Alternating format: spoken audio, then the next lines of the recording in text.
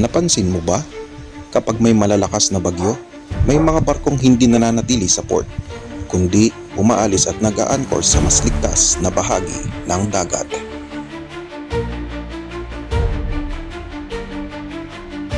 Dahil ang port mismo ay maaaring maging delikado kapag mataas na ang alon, malakas ang hangin at nagbabago ang water conditions.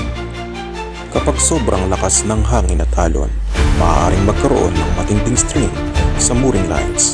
Maaari ring gumalaw ng hindi normal ang barko habang nakadaog.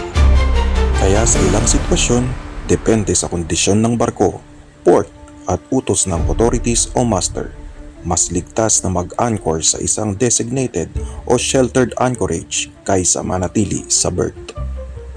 Pero tandaan mga kasikyo, hindi ibig sabihin na kapag may bagyo, automatic nang aalis ang lahat ng barko.